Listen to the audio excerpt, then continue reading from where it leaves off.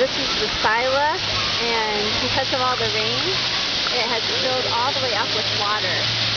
And as you can see, it's not a place you want to take a compact car.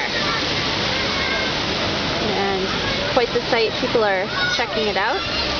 A kind of an entertainment.